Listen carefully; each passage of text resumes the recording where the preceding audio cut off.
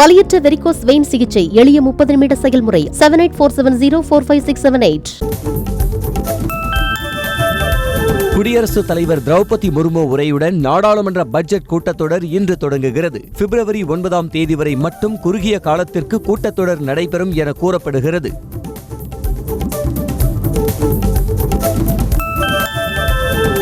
மக்களவையில் நாளை இடைக்கால பட்ஜெட்டை மத்திய நிதியமைச்சர் நிர்மலா சீதாராமன் தாக்கல் செய்கிறார். மக்களவை தேர்தலுக்கு முன்பாக தாக்கல் செய்யப்பட உள்ள இடைக்கால பட்ஜெட் என்பதால் இதில் பல சலுகைகள், புதிய திட்டங்கள் இடம்பெறக்கூடும் என எதிர்பார்க்கப்படுகிறது.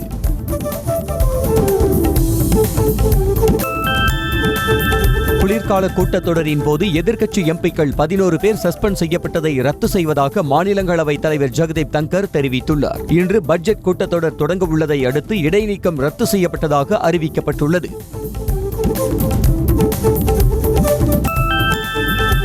கோட்சேவால் காந்தி சுட்டுக் கொல்லப்பட்ட அதே நாளில் சண்டிகர் மேயர் தேர்தலில் மோசடி செய்து ஜனநாயகத்தை பாஜக படுகொலை செய்ததாக ராகுல் காந்தி குற்றம் சாட்டியுள்ளார். அவர் வெளியிட்ட எக்ஸ் தள பதிவில் ஆட்சியை தக்க வைக்க பாஜக எந்த எல்லை வரை செல்லும் என்பதை கற்பனை கூட செய்ய முடியவில்லை என்றார்.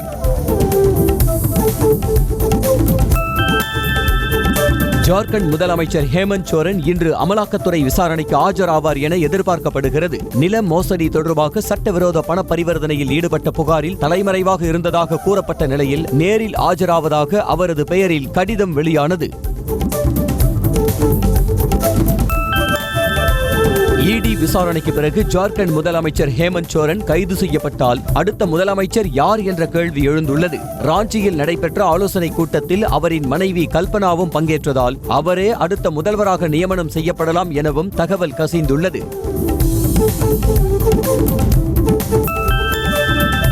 அமலாக்கத்துறை விசாரணை முடிந்து பீகார் முன்னாள் துணை முதலமைச்சர் தேஜஸ்வி யாதவ் புறப்பட்டுச் சென்றார். ரயில்வேயில் பணி நியமனத்துக்கு நிலம் லஞ்சமாக பெற்றதாக எழுந்த புகார் குறித்து பாட்னா அமலாக்கத்துறை அலுவலகத்தில் வைத்து சுமார் 8 மணி நேரமாக அதிகாரிகள் அவரை விசாரித்தனர். டெல்லியில் ஜே.பி. நட்டா தலைமையில் பாஜக தேசிய பொதுச் செயலாளர்கள் கூட்டம் நடைபெற்றது. வரும் மக்களவை தேர்தலை எதிர்கொள்வது குறித்து ஆலோசனை மேற்கொள்ளப்பட்ட நிலையில் தேர்தல் தொடர்பாக பல முக்கிய முடிவுகள் எடுத்துள்ளதாக கூறப்படுகிறது.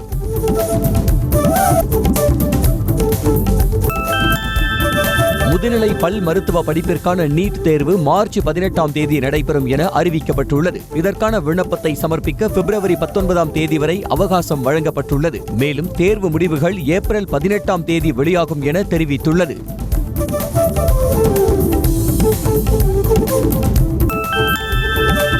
முதல்வரால் அறிவிக்கப்பட்ட உங்களை தேடி உங்கள் ஊரில் எனும் புதிய திட்டம் இன்று முதல் அமலுக்கு வருகிறது. அரசின் திட்டங்கள், சேவைகள் தங்கு தடையின்றி விரைவாக கிடைக்கும் வகையில் வடிவமைக்கப்பட்டுள்ள திட்டத்தை மக்கள் பயன்படுத்திக் கொள்ள அறிவுறுத்தப்பட்டுள்ளது.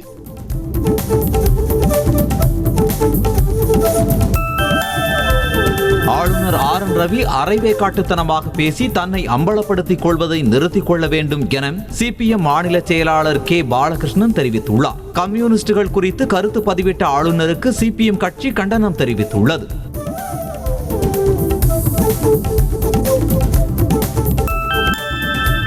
திமுகவிற்கு ஏடிஎம் போல அமைச்சர் ஏவா வேலு செயல்படுவதாக பாஜக மாநில தலைவர் அண்ணாமலை விமர்சித்துள்ளார். திருவண்ணாமலை மாவட்டம் கீழ்பன்னாத்தூரில் என் மண் என் மக்கள் யாத்திரையின் போது பேசிய அவர் ஏவா வேலுவை ஏடிஎம் வேலு எனவும் பெயர் சொல்லி அழைப்பார்கள் என கிண்டல் அடித்தார்.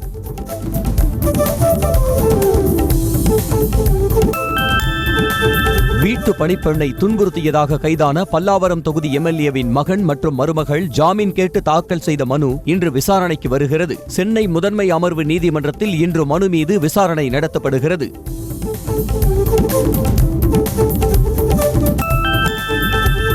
மக்கள் நீதி மய்யம் கட்சி தலைவரும் நடிகருமான கமல்ஹாசன் சென்னை விமான நிலையத்தில் இருந்து அமெரிக்கா புறப்பட்டுச் சென்றார். அவரை மக்கள் நீதி மய்யம் நிர்வாகிகள் வழியனுப்பி வைத்தனர்.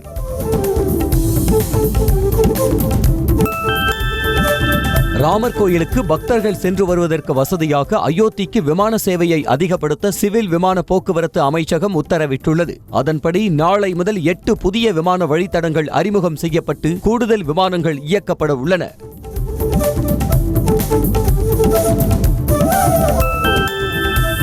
கர்நாடகாவில் பாஜக முன்னாள் அமைச்சர் தன்னை விட வயதில் குறைந்த மாநில தலைவர் விஜயேந்திராவின் காலில் விழுந்ததால் சலசலப்பு ஏற்பட்டது. மேலும் வரும் நாடாளுமன்ற தேர்தலில் இந்த தொகுதிக்கு நல்ல வேட்பாளரை நிறுத்த வேண்டும் என கோரிக்கை விடுத்தார்.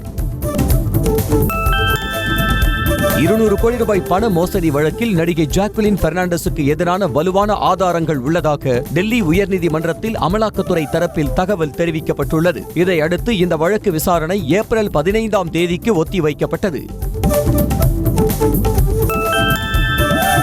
கர்நாடகாவின் விஜயப்பூர் மாவட்டத்தில் தகாத வார்த்தைகளால் திட்டிய பேருந்து பயணியை பெண் நடத்துனர் பொதுமக்கள் முன்னிலையில் புரட்டி எடுத்தார். பயணி ஒருவர் டிக்கெட்டிற்கு 500 ரூபாய் நோட்டை கொடுத்தபோது சில்லறை இல்லை என நடத்துனர் கூறியதால் தகராறு ஏற்பட்டுள்ளது. பெங்களூருவில் 1 கோடி ரூபாய்க்கும் அதிகமான மதிப்புள்ள போதைப் பொருட்களை பறிமுதல் செய்த மத்திய குற்றப்பிரிவு போலீசார் 7 பேரை கைது செய்தனர். புலிகேசி நகர், பானசவாடி உள்ளிட்ட இடங்களில் சரஸ், கொகைன் போன்ற போதைப் பொருட்களை விற்பனை செய்து வந்தது தெரிய வந்தது.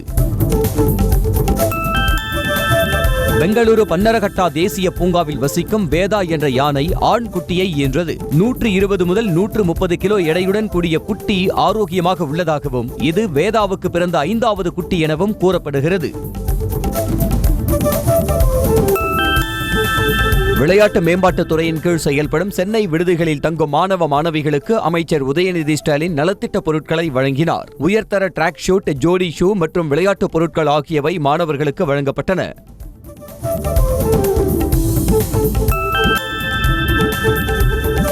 ராணிப்பேட்டை மாவட்டத்தில் 270 கோடி ரூபாய்க்கான திட்டப் பணிகளை மேற்கொள்ள விரைவில் நடவடிக்கை எடுக்கப்படும் என சட்டப்பேரவை மதிப்பீட்டு குழு தெரிவித்தது. பாலாறு அணைக்கட்டு சரி செய்வது உள்ளிட்ட பணிகளை நிறைவேற்ற முதல்வருக்கு பரிந்துரைக்க உள்ளதாக கூறியுள்ளது. மதுரை வழியாக இயக்கப்படும் தாம்பரம் நாகர்கோவில் சிறப்பு ரயில் சேவை ஜனவரி மாதம் வரை செயல்படும் என ஏற்கனவே அறிவிக்கப்பட்ட நிலையில் இந்த ரயில் சேவை மேலும் 2 மாதங்களுக்கு நீட்டிப்பு செய்யப்பட்டுள்ளதாக அறிவிக்கப்பட்டுள்ளது. மாதவரம் புறநகர் பேருந்து நிலையம் முதல் நல்லூர் சுங்கச்சாவடி வரையில் விரைவான போக்குவரத்து அமைப்பின் சாத்தியக்கூறுகளை ஆய்வு செய்வதற்கான போக்குவரத்து தேவை முன்னறிவிப்புக்கான ஒப்பந்தம் கையெழுத்தானது. இப்பணி ஆல்மான்ஸ் குளோபல் இன்ஃப்ரா மற்றும் போர்வால் கன்சல்டன்சி கூட்டு நிறுவனத்திற்கு வழங்கப்பட்டது. கடலூர் மாவட்டம் விருத்தாச்சலம் அரசு மருத்துவமனையில் ஆய்வு மேற்கொண்ட அமைச்சர் மா சுப்பிரமணியன் சிகிச்சை பெற்று வரும் நோயாளிகளிடம் நிறை குறைகளை கேட்டறிந்தார். பின்னர் மருத்துவமனை வளாகத்தில் நோயாளிகளின் உறவினர்களிடமும் கலந்துரையாடினார். மயிலாடுதுறை மாவட்டம் ஆரோக்கியநாதபுரத்தில் 3 கோடி ரூபாய் மதிப்பீட்டில் மாயூரம் வேதநாயகம் பிள்ளை அரங்கம் அமைக்கும் பணியை அமைச்சர் மு. பே. சாமிநாதன் ஆய்வு செய்தார். பின்னர் செய்தியாளர்களை சந்தித்த அவர் வணிக நிறுவனங்களில் தமிழில் பெயர் பலகை வைக்க நடவடிக்கைகள் எடுக்கப்பட்டு வருவதாக தெரிவித்தார். தூத்துக்குடி மாவட்டம் கடம்பூரில் பள்ளி ஆண்டு விழாவில் சிறப்பு விருந்தினராக கலந்து கொண்டு பேசிய முன்னாள் அமைச்சர் கடம்பூர் ராஜு மறைந்த அவருடைய நண்பர் காளிராஜன் பற்றியும் இருவருக்குள் இருந்த நட்பினை நினைவு கூர்ந்தும் பேசினார். அப்போது திடீரென தனது நண்பரை நினைத்து கண் கலங்கினார். கடலூர் மாவட்டம் திட்டக்குடியில் அமைச்சர்கள் மா சுப்பிரமணியன், சி. வி. கணேசன் ஆகியோர் பல்வேறு நலத்திட்ட பணிகள் குறித்து ஆய்வு மேற்கொண்டனர். பெண்ணாடம் அரசு ஆரம்ப சுகாதார நிலையத்தையும் அவர்கள் ஆய்வு செய்தனர். மதுரை மாவட்டத்தில் உள்ள 21 கல்குவாரிகளை குத்தகைக்கு எடுப்பதற்கான பொது ஏலத்திற்கு பிப்ரவரி 8ஆம் தேதி வரை விண்ணப்பிக்கலாம் என மாவட்ட ஆட்சியர் சங்கீதா தெரிவித்துள்ளார். தொடர்ந்து பிப்ரவரி 9ஆம் தேதியன்று பொது ஏலம் நடைபெறும் என அறிவிக்கப்பட்டுள்ளது. மதுரையில் டெங்கு கொசு ஒழிப்பு பணியாளர்களை பணி நீக்கம் செய்த மாநகராட்சியை கண்டித்து ஆணையாளர் அலுவலகத்தை முற்றுகையிட்டு தற்காலிக ஊழியர்கள் காத்திருப்பு போராட்டத்தில் ஈடுபட்டனர். பின்னர் மாநகராட்சி ஆணையர் பேச்சுவார்த்தை நடத்தியதை அடுத்து கலைந்து சென்றனர். திருப்பூர் மாவட்டம் காங்கேயத்தில் வீட்டுமனை பட்டா வழங்காமல் இழுத்தடிப்பதாக கூறி 50க்கும் மேற்பட்டோர் வட்டாட்சியர் அலுவலகத்தில் தரையில் அமர்ந்து போராட்டத்தில் ஈடுபட்டனர். அதிகாரிகள் விரைவில் பட்டா வழங்கப்படும் என உறுதி அளித்ததால் கலைந்து சென்றனர். ஈரோடு மாவட்டம் காசிபாளையம் பேருந்து பணிமனை முன்பு நள்ளிரவில் ஓட்டுநர் மற்றும் நடத்துனர் தர்ணா போராட்டத்தில் ஈடுபட்டதால் பரபரப்பு ஏற்பட்டது. பணி முடிந்து செல்லும் ஓட்டுநர் நடத்துனர்களுக்கு கிளை மேலாளர் அதிக பணிச்சுமை தருவதாக புகார் தெரிவித்தனர். கிருஷ்ணகிரி மாவட்டம் ஹொசூர் பாகலூர் சாலையில் தொழில் உரிமம் பெறாத பிரியாணி கடையை பூட்டி மாநகராட்சி அதிகாரிகள் சீல் வைத்தனர். இந்நிலையில் அங்கு வந்த கடையின் உரிமையாளர் அதிகாரிகளிடம் தனக்கு முன்னறிவிப்பு எதுவும் கொடுக்கவில்லை என கூறி வாக்குவாதத்தில் ஈடுபட்டார். திருவள்ளூர் மாவட்டத்தில் விளைநிலத்திற்கு வழிகாட்டு மதிப்பீடு நிர்ணயம் செய்ய 35,000 ரூபாய் லஞ்சம் பெற்றதாக ஆர்கேபேட்டை சார் பதிவாளர் செல்வ ராமச்சந்திரன் உள்ளிட்ட இருவர் கைது செய்யப்பட்டனர். ஜெய்சங்கர் என்பவரிடமிருந்து பணம் பெற்றபோது லஞ்ச ஒழிப்பு போலீசார் கைது செய்தனர். விழுப்புரம் KK ரோடு பகுதியில் பாதாள சாக்கடை திட்டப் பணிகளுக்காக தோண்டப்பட்ட பள்ளத்தில் சிலிண்டர் ஏற்றி வந்த லாரி சிக்கிக் கொண்டது. கவிழும் நிலையில் இருந்த லாரியானது பொக்லைன் இயந்திரம் உதவியுடன் பத்திரமாக மீட்கப்பட்டது. கோவை சிங்காநல்லூர் பகுதியில் எலக்ட்ரானிக்ஸ் கடைக்கு சென்ற ஒரு தம்பதி செல்போனுக்கு டெம்பர் கிளாஸ் ஒட்ட வேண்டும் என சொல்லி அருகில் இருந்த ஸ்மார்ட் வாட்சை திருடிச் சென்றதன் CCTV காட்சி வெளியாகியுள்ளது. முன்விரோதம் காரணமாக நூலக உதவியாளரை வெட்டி கொலை செய்த வழக்கில் இருவருக்கு ஆயுள் தண்டனை விதித்து சிவகங்கை நீதிமன்றம் உத்தரவிட்டுள்ளது. இவ்வழக்கில் குற்றம் சாட்டப்பட்ட 4வரில் ஒருவர் உயிரிழந்த நிலையில் சிறுவன் சீர்திருத்த பள்ளியில் உள்ளான்.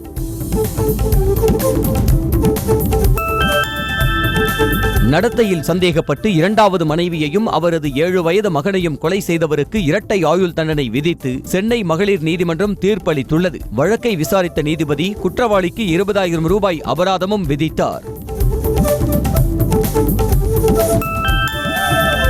2017ஆம் ஆண்டு சென்னையில் உள்ள தனியார் மருத்துவமனையில் தந்தையின் அறுவை சிகிச்சையின் போது அறையில் காத்திருந்த மகளுக்கு பாலியல் தொல்லை அளித்த வார்டு பாய்க்கு 5 ஆண்டு சிறை தண்டனை விதித்து சென்னை போக்சோ சிறப்பு நீதிமன்றம் தீர்ப்பளித்துள்ளது. மதுரையில் இளம்பெண்ணை கடத்திச் சென்று பாலியல் வன்புணர்வு செய்த வழக்கில் குற்றவாளிகள் இருவருக்கு தலா 3 ஆயுள் தண்டனை விதித்து மகளிர் நீதிமன்றம் உத்தரவிட்டுள்ளது. வழக்கை விசாரித்த நீதிபதி இருவருக்கும் தலா 25,000 ரூபாய் அபராதமும் விதித்தார்.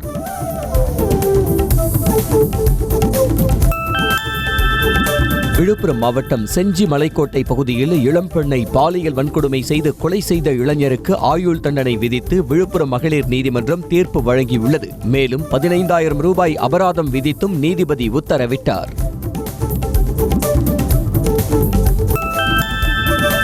தனது கணவருக்கு 500க்கும் மேற்பட்ட பெண்களுடன் தொடர்பு இருப்பதாக போலீசில் கொடுத்த புகாரை CBCID விசாரணைக்கு மாற்றக் கோரி உயர்நீதிமன்ற மதுரை கிளையில் மனைவி மனு தாக்கல் செய்துள்ளார். இந்த விவகாரம் குறித்து தஞ்சை மாவட்ட SP விரிவான பதில் மனு தாக்கல் செய்ய உயர்நீதிமன்றம் உத்தரவிட்டது. திருவள்ளூர் மாவட்டம் கும்மிடிப்பூண்டி அடுத்த பாதிரிவேடு கிராமத்தில் உல்லாசத்துக்கு இடையூறாக இருந்ததால் கணவனை கூலிப்படையை ஏவி கொலை செய்த மனைவி உட்பட 5 பேரை கைது செய்த போலீசார் தலைமறைவான 4 பேரை தேடி வருகின்றனர்.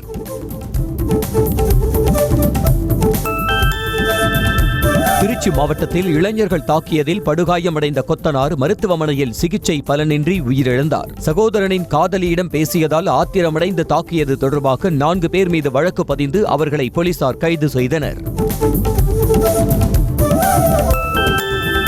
சேலத்தில் அரசு முத்திரையுடன் சைரன் வைத்த வாகனத்தில் சுற்றித் திரிந்த போலி அதிகாரியை காவல்துறையினர் கைது செய்தனர். பொதுமக்களிடம் அரசு வேலை வாங்கி தருவதாகவும் அரசு ஊழியர்களிடம் பணி மாறுதல் ஏற்படுத்தி தருவதாகவும் கூறி மோசடியில் ஈடுபட்டு வந்தது தெரிய வந்தது. சிவகங்கை மாவட்டம் காரைக்குடி அரசு போக்குவரத்து கழக அலுவலகத்தில் தோமுச தொழிற்சங்கத்தினர் தாக்கியதில் பொது மேலாளரின் உதவியாளர் காயமடைந்தார். சந்தா பிடித்தம் செய்வது தொடர்பாக மேலாளருடன் நடைபெற்ற பேச்சுவார்த்தையை படம் பிடித்ததால் ஆத்திரத்தில் அவரை தாக்கினார். கடலூர் மாவட்டம் வேப்பூர் அடுத்துள்ள மங்களூரில் அரசு ஆரம்ப சுகாதார நிலையத்தில் புதிய கட்டிட திறப்பு விழா நடைபெற்றது. நிகழ்ச்சியில் சிறப்பு விருந்தினராக கலந்து கொண்ட அமைச்சர் மா சுப்பிரமணியன் ரிப்பன் வெட்டி குத்துவிளக்கேற்றி புதிய கட்டடத்தை திறந்து வைத்தார். இலங்கையிலிருந்து சென்னைக்கு விமானம் மூலம் கடத்தி வரப்பட்ட 3,30,00,000 ரூபாய் மதிப்பிலான தங்க கட்டிகளை மத்திய வருவாய் புலனாய்வுத்துறை அதிகாரிகள் பறிமுதல் செய்தனர். அதோடு இலங்கையைச் சேர்ந்த 2 பயணிகள் உட்பட 4 பேர் கைது செய்யப்பட்டனர்.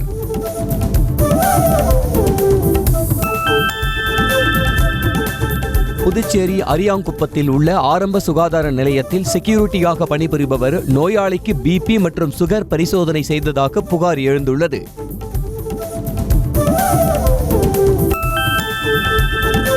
திண்டுக்கல் மாவட்டம் கொடைக்கானலில் சாலை ஓரங்களில் கொட்டப்படும் கட்டுமான பொருட்களால் விபத்துகள் ஏற்படும் அபாயம் உள்ளதால் அதனை அகற்ற அதிகாரிகள் நடவடிக்கை எடுக்க வேண்டும் என பொதுமக்கள் சார்பில் கோரிக்கை விடுக்கப்பட்டுள்ளது.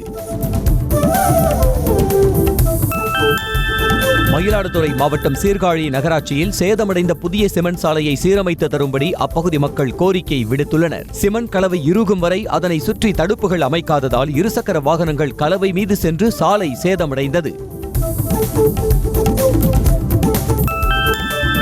மதுரை மாவட்டம் கீழப்பச்சேரி பகுதியில் உள்ள சமுதாய பொது கழிப்பறை புதுப்பிக்கப்பட்டு 6 மாதங்களாகியும் திறக்கப்படவில்லை என புகார் எழுந்துள்ளது. தண்ணீர் வசதி ஏதும் ஏற்படுத்தி தராத நிலையில் சுண்ணாம்பு அடிப்பதற்காக மட்டும் 10 லட்சம் செலவிடப்பட்டதா என கேள்வி எழுந்துள்ளது. விருதுநகர் மாவட்டம் ஸ்ரீவில்லிபுத்தூர் அருகே அம்பேத்கர் தெரு பகுதியில் மதுபான கடை திறக்கப்பட உள்ளதாக தகவல் வெளியான நிலையில் ஆண்கள் பெண்கள் என 100க்கும் மேற்பட்டோர் கடையை திறக்கக்கூடாது என வலியுறுத்தி கண்டன ஆர்ப்பாட்டத்தில் ஈடுபட்டனர். சென்னை வானகரம் முதல்நிலை ஊராட்சியில் இயங்கி வரும் சிமெண்ட் தயாரிக்கும் கம்பெனியின் கேட்டை உள்பக்கமாக பூட்டு போட்டு பூட்டிய பொதுமக்கள் சிமெண்ட் தயாரிக்கும் பணியை உடனடியாக நிறுத்த வலியுறுத்தி நிர்வாகிகளிடம் வாக்குவாதத்தில் ஈடுபட்டனர். சென்னை அடுத்த பூந்தமல்லி அம்பேத்கர் மைதானத்தில் போலீசாரால் பறிமுதல் செய்யப்பட்ட வாகனங்கள் நிறுத்தப்பட்டுள்ளதால் விளையாட இடமில்லை என இளைஞர்கள் புகார் தெரிவிக்கின்றனர். வாகனங்களை அகற்றி கால்பந்து மைதானத்தை பயன்பாட்டிற்கு கொண்டுவர கோரிக்கை எழுந்துள்ளது.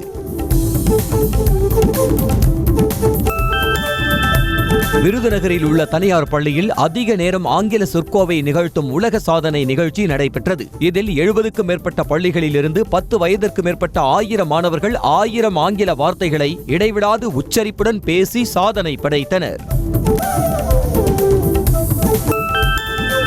கிருஷ்ணகிரி மாவட்டம் ஹொசூர் வனக்கோட்டத்தில் உள்ள நீர்நிலைகளில் 2 நாட்களாக பறவைகள் கணக்கெடுக்கும் பணி நடைபெற்றது. இதில் சுடலை குயில், மஞ்சள் மூக்கு நாரை உள்ளிட்ட 200க்கும் மேற்பட்ட வகையைச் சேர்ந்த பறவைகள் அடையாளம் காணப்பட்டதாக வனத்துறையினர் தகவல் தெரிவித்தனர். திருப்பத்தூர் மாவட்டம் வாணியம்பாடி அடுத்த நெக்னாமலை கிராமத்திற்கு புதிய ஆம்புலன்ஸை சின்னத்திரை நடிகர் பாலா நேரில் சென்று வழங்கினார். கடல் மட்டத்திலிருந்து 1500 அடி உயரத்தில் அமைந்துள்ள இந்த கிராமத்தில் 172 குடும்பங்கள் வசித்து வருகின்றன. இந்தியா மற்றும் பிரதமர் மோடியிடம் மாலத்தீவு அதிபர் முகமது முய்சு மன்னிப்பு கேட்க வேண்டும் என எதிர்க்கட்சி தலைவர் காசிம் இப்ராஹிம் வலியுறுத்தியுள்ளார். இந்தியாவுக்கு எதிரான நிலைப்பாட்டை எடுத்து பகையை வளர்த்துவிட்டதாக அவர் வேதனை தெரிவித்தார். இங்கிலாந்துக்கு எதிரான 2வது டெஸ்ட் போட்டியில் முகமது சிராஜை நீக்கிவிட்டு குல்தீப் யாதவை அணியில் சேர்க்கலாம் என ரோஹித் சர்மாவிற்கு முன்னாள் வீரர் பார்த்திவ் பட்டேல் ஆலோசனை தெரிவித்துள்ளார். முதல் போட்டியில் இந்திய அணி தோல்வியடைந்தது குறிப்பிடத்தக்கது. இந்திய கிரிக்கெட் வீரர் மயங்க் அகர்வால் உடல்நலக் குறைவால் மருத்துவமனையில் அனுமதிக்கப்பட்டுள்ளார். விமான பயணத்தின் போது திடீரென தொண்டையில் பிரச்சனை ஏற்பட்டு 2 முறை வாந்தி எடுத்த நிலையில் அகர்தலாவில் உள்ள மருத்துவமனையில் சிகிச்சை பெற்று வருகிறார். மதுரையில் நடைபெற்ற கேலோ இந்தியா கோகோ இறுதிப் போட்டியில் மகாராஷ்டிரா ஆண்கள் மற்றும் பெண்கள் அணி வெற்றி பெற்று தங்கப்பதக்கம் வென்றனர். ஒடிசா மற்றும் டெல்லி அணிகளுக்கு வெள்ளிப் பதக்கமும் குஜராத் மற்றும் கர்நாடகா அணிகளுக்கு வெண்கலப் பதக்கமும் கிடைத்தன. கேலோ இந்தியா விளையாட்டுப் போட்டியின் பதக்க பட்டியலில் 35 தங்கப் பதக்கங்களுடன் தமிழ்நாடு 3வது இடத்தில் உள்ளது. மகாராஷ்டிரா 53 தங்கப் பதக்கங்களுடன் முதலிடத்திலும், ஹரியானா 35 தங்கப் பதக்கங்களுடன் 2வது இடத்திலும் உள்ளன. தமிழ்நாட்டில் நடைபெறும் கேலோ இந்தியா யூத் கேம்ஸ் போட்டிகள் இன்றுடன் நிறைவடைகின்றன. இறுதி நாளான இன்று நீச்சல் போட்டிகளில் 8 தங்கப் பதக்கங்களுக்கான போட்டிகளிலும், டென்னிஸில் 2 தங்கப் பதக்கங்களுக்கான போட்டிகளிலும் தமிழக வீரர் வீராங்கனைகள் விளையாடுகின்றனர். ஆஸ்திரேலிய ஓபன் டென்னிஸ் இரட்டையர் பிரிவில் பட்டத்தை வென்று பெங்களூரு திரும்பிய ரோஹன் போபண்ணாவிற்கு விமான நிலையத்தில் உற்சாக வரவேற்பு அளிக்கப்பட்டது. உறவினர்கள், நண்பர்கள், ரசிகர்கள் என ஏராளமானோர் கட்டி அணைத்து வாழ்த்து தெரிவித்து மகிழ்ச்சியாக வரவேற்றனர்.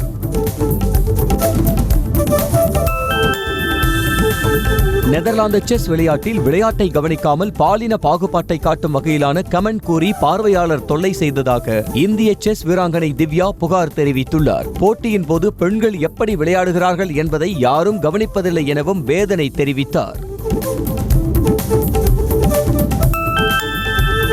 விஜய் ஆண்டனி நடிப்பில் உருவாக்கியுள்ள ரோமியோ படத்தின் புதிய போஸ்டரை படக்குழு வெளியிட்டுள்ளது. விநாயக் வைத்தியநாதன் இயக்கத்தில் உருவாகியுள்ள இப்படத்தில் விஷாலின் மிருணாளினி ரவி முக்கிய கதாபாத்திரத்தில் நடித்துள்ளனர். பிருத்விராஜ் நடிப்பில் உருவாக்கியுள்ள ஆடு ஜீவிதம் திரைப்படம் ஏப்ரல் 10ஆம் தேதி வெளியாகும் என அதிகாரப்பூர்வமாக அறிவிக்கப்பட்டுள்ளது. பிளஸ்ஸி இயக்கத்தில் உருவாக்கியுள்ள இப்படத்திற்கு A.R. ரஹ்மான் இசையமைத்துள்ளார்.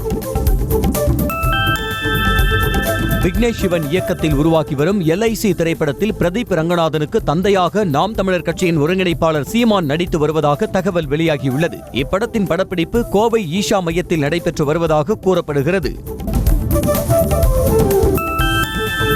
ப்ளூ ஸ்டார் திரைப்படம் வெற்றியை தொடர்ந்து படக்குழு கேக் வெட்டி கொண்டாடிய புகைப்படங்கள் வெளியாகியுள்ளன. ஜெயக்குமார் இயக்கத்தில் அசோக் செல்வன் சாந்தனு நடிப்பில் வெளியான இப்படத்திற்கு ரசிகர்கள் மத்தியில் வரவேற்பு கிடைத்தது.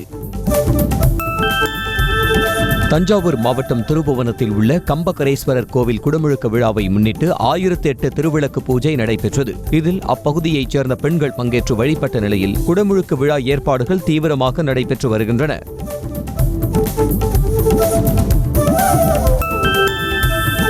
செங்கல்பட்டு மாவட்டம் மாமல்லபுரம் அருகே ஸ்தல சயன பெருமாள் கோவில் குடமுழுக்கு விழாவை ஒட்டி ஏற்பாடுகள் நடைபெற்று வருகின்றன. 3.5 கோடி ரூபாய் செலவில் புனரமைப்பு திருப்பணிகள் மேற்கொள்ளப்பட்ட நிலையில் வரும் 1ஆம் தேதி குடமுழுக்கு விழா நடைபெற உள்ளது. மயிலாடுதுறை மாவட்டம் சீர்காழி அடுத்த குமிளங்காட்டில் உள்ள ஆதிநாகத்தம்மன் கோவிலில் உலக நன்மை வேண்டி நடைபெற்ற சிறப்பு யாகத்தில் அப்பகுதியைச் சேர்ந்த பக்தர்கள் பங்கேற்று வழிபட்டனர். முன்னதாக ஆதிநாகத்தம்மனுக்கு சிறப்பு பூஜைகள் செய்யப்பட்டு தீபாராதனை நடைபெற்றது.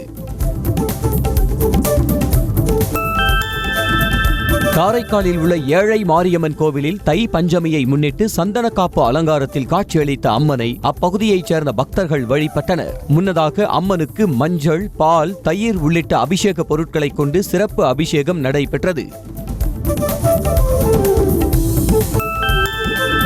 தஞ்சாவூர் மாவட்டம் பாபநாசத்தில் உள்ள புனித அந்தோணியார் தேவாலயத்தில் திருவிழா கொடியேற்றத்துடன் தொடங்கியது. இதனையொட்டி கொடி ஊர்வலமாக எடுத்து வரப்பட்டு இசை வாத்தியங்கள் முழங்க ஏற்றப்பட்டது. இதில் அப்பகுதியைச் சேர்ந்த கிறிஸ்தவர்கள் பங்கேற்றனர். வலியற்ற வெரிகோஸ் வெயின் சிகிச்சை எளிய 30 நிமிட செயல்முறை. 7847045678. செய்திகளை உடனுக்குடனும் துல்லியமாகவும் தெரிந்து கொள்ள சப்ஸ்கிரைப் பண்ணுங்க.